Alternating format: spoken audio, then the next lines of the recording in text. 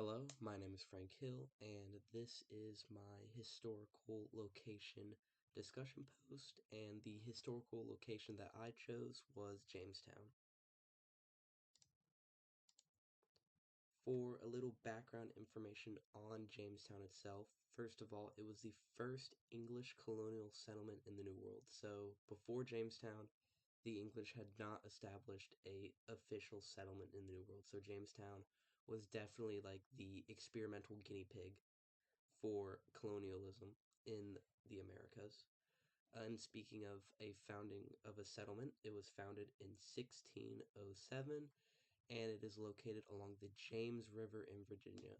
And on a later slide, you'll see a little picture of a map which shows exactly where Jamestown is.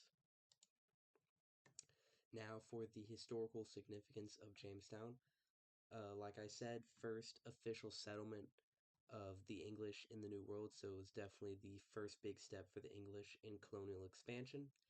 It was also the founding place of the first representative government in North America through the House of Burgesses in 1619.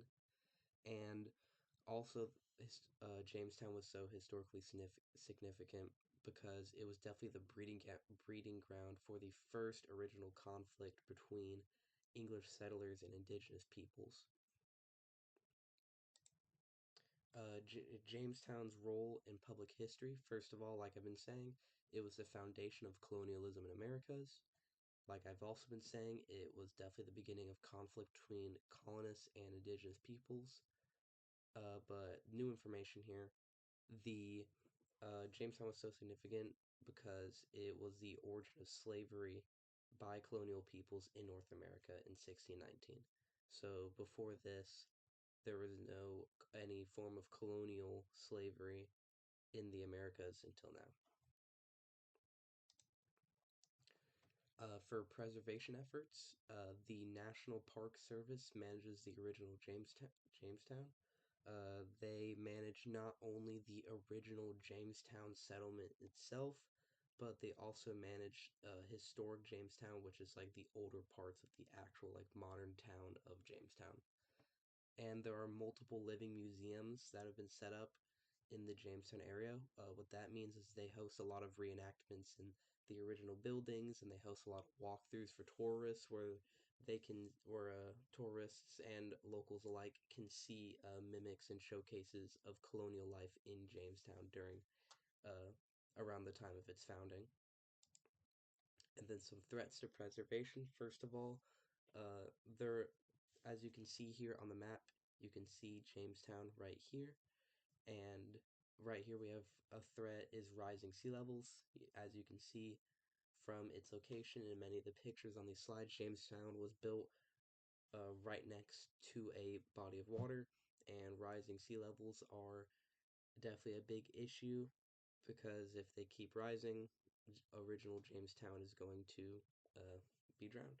And then also archaeological excavations, and I have this marked as debated because some people might see it as a threat to preservation, and others might see it as a actual like good preservation effort.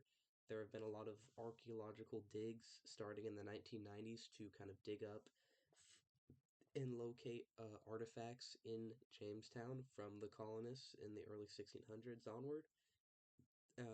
Like I said, some people might see this as like a good thing. Yes, we should um, find these artifacts and put them on showcase, and then other people might see this as a negative because we are kind of desecrating the ground of Jamestown, and we're kind of sticking our hands in the affairs.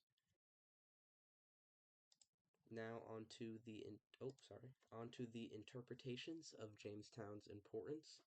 First of all, like I've been saying, broken record, it was the birthplace of American democracy and colonial identity. And then on the contrary, it was also the beginning of colonial and indigenous conflicts along with slavery. So, this is kind of like yin and yang when it comes to Jamestown. A lot of pros and then also some very big cons.